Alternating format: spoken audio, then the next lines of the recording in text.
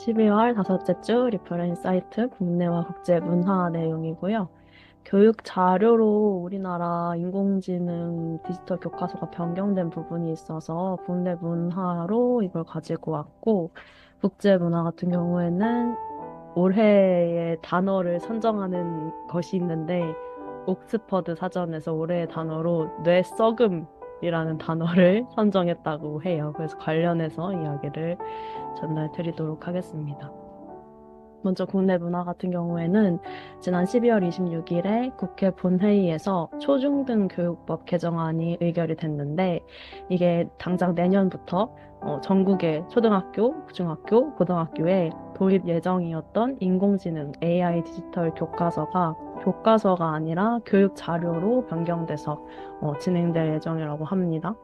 이게 야당에서 정부가 효과 검증 없이 너무 성급하게 밀어붙인다라고 하면서 AI 교과서를 교육 자료로 강등하는 법안을 발의했고, 이거에 대해서 교육부가 교과서 지위를 유지하는 대신에 내년에는 자율 활용을 하고 전면 도입은 1년 정도 미루자라고 제안을 했는데, 이거를 이제 야당이 받아들이지 않고 가결까지 시켜서 교육 자료로 최종적으로 강등이 되었습니다. 그래서 교과서랑 다르게 교육 자료는 학교장이 이제 채택을 하면 하는 거고 아니면 하지 않을 수 있기 때문에 채택하는 학교가 많이 없을 것 같다 하는 걱정이 좀 있는 상태예요.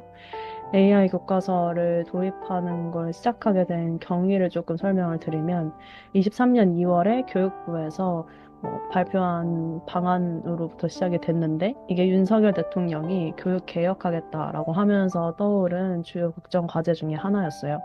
근데 이후에 이제 올해 들어서 올해 10월부터 AI 교과서가 적용될 교과목들을 이제 특정을 하고 11월에는 76개의 AI 교과서 검정 심사까지 지금 다 완료가 된 상태예요. 그래서 이제 학교들이 선택만 하면 되는 상황이었는데 이게 어떻게 보면 무산된 상태입니다.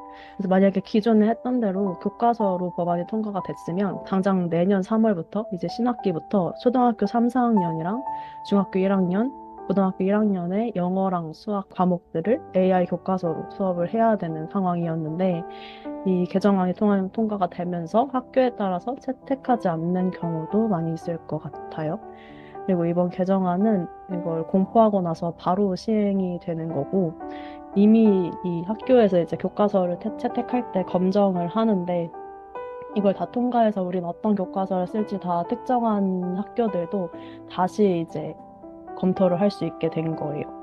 그래서 교육 자료이기 때문에 꼭 굳이 쓸 필요가 없는 상태로 다시 원점으로 돌아갔습니다. 이주호 부총리 겸 교육부 장관이 지금 대통령 권한 대행이 또 바뀌었는데 대통령 권한 대행한테 이제 거부권 행사를 좀 제한을 하겠다, 이 법안에 대해서.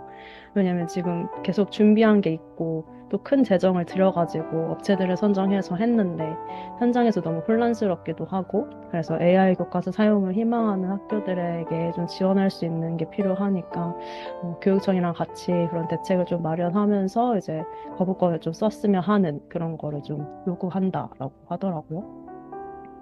근데 이게 좀 너무 정부에서만 원하는 그런 교과서였지 않았나 하는 생각이 드는 거는 현직에 있는 교사들도 그렇고 학부모들도 그렇고 아이들의 학습 능력에 특별히 좀 문해력이나 이런 게 좀 요새 많이 부족하다라는 이야기가 많은데 그것에 도움이 될까 하는 좀 부정적인 의견이 많아가지고 오히려 이제 교사들과 학부모들은 교육 자료가 된 것이 다행이라고 생각하지 않나 하는 생각도 좀 들어요.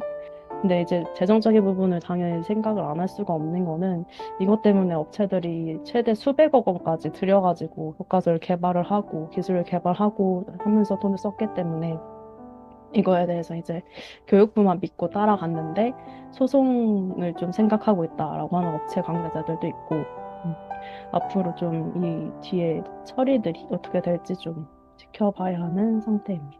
국제 문화 같은 경우에는 옥스퍼드 사전에서 올해의 단어로 뇌썩음이라는 단어를 선택을 했는데 일단 옥스퍼드가 영미권의 주요 사전 중에 하나예요.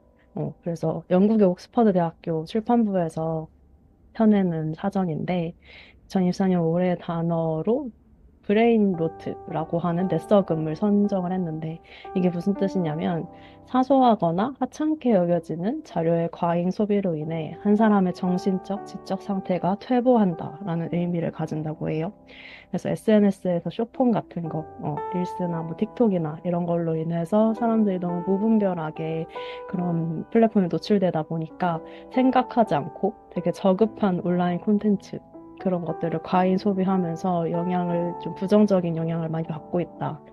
이걸 좀 표현하기 위해서 쓰는 단어라고 설명을 했다고 합니다. 그리고 이게 우리의 여가 시간을 어떻게 사용하는지, 가상 세계에 대한 지각된 위험을 어떻게 우리가 대비할 것인지에 대해서 2024년에 좀 새롭게 대두된 단어라고 이거를 선정한 그 옥스퍼드 랭귀지의 회장님이 이야기했다고 하는데 좀 공감이 되는 것 같아요.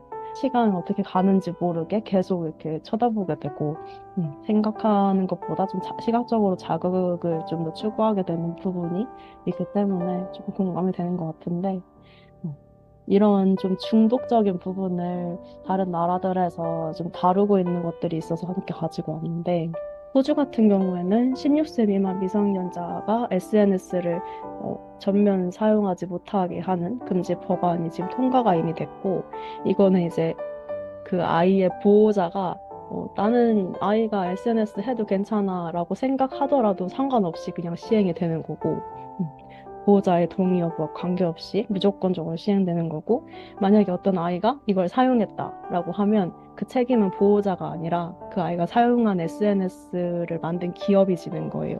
그 아이가 인스타그램을 썼으면 인스타그램에서 그것에 대한 뭐 벌금을 내든, 왜냐면 걔네 그 기업이 그 미성년자가 SNS를 쓰는 걸 제대로 잡아내지 못했기 때문에 그런 식으로 법안을 만들었다고 하더라고요. 그리고 영국, 프랑스, 독일, 벨기에 같은 일부 유럽 국가들도 SNS 차단 제도를 추진을 하고 있고 청소년들이 SNS 사용을 하는 걸 계속해서 규제하는 나라들이 많아지고 있습니다. 우리나라 같은 경우에도 당장 다음 달부터 1월부터 인스타그램 내에서 10대 전용 계정에 적용이 되는데 근데 이것도 좀 말이 많은 게 앞서서 얘기한 호주에서 이미 이걸 해봤는데 SNS 내에서 연령 확인을 하는 시스템을 또 속일 수가 있나 봐요. 그래서 가짜 계정을 또 만들 수가 있어가지고 애들이 이게 실효성이 부족한 것 아니냐 하는 지적이 있는 상태이긴 한데 일단 우리나라도 다음 달부터는 진행이 된다는 거. 그래서 또 하나 더 좀 데이터적으로 좀 충격이었던 거는 작년에 과학기술정보통신부에서 발표한 자료에 따르면 우리나라 청소년 2명 중에 1명이 SNS 이용 조절에 어려움을 겪고 있다고 대답했다고 해요.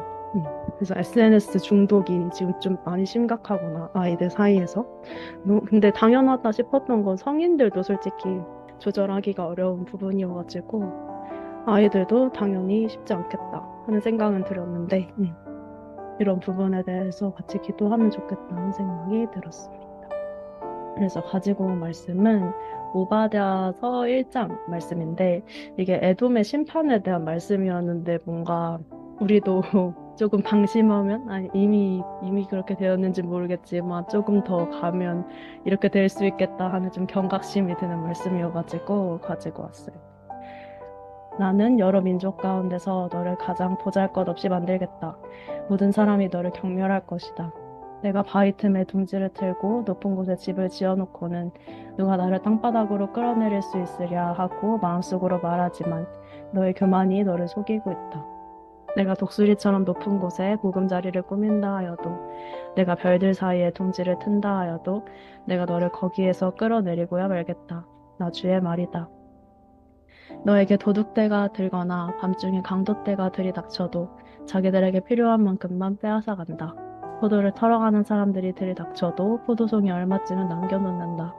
그런데에서야 너는 어찌 그처럼 샅샅이 털렸느냐.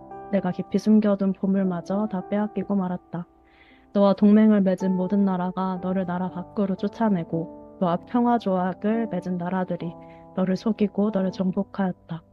너와 한 밥상에서 먹던 동맹국이 너의 발 앞에 올가미를 놓았다.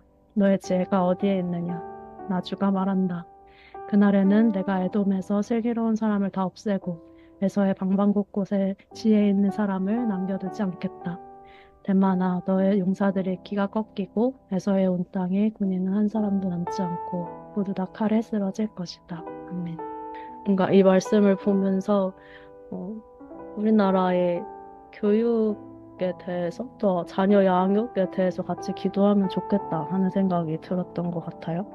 AI 교과서를 계속해서 추진했던 정부도 그렇고 뭐 아이들을 좀 무분별하게 이렇게 노출시키는 쇼폼이나 이런 거에 대해서 제재가 딱히 없는 것도 그렇고 좀 우리도 대비가 필요하겠다. 또 하나님의 지혜를 구함이 필요하겠다.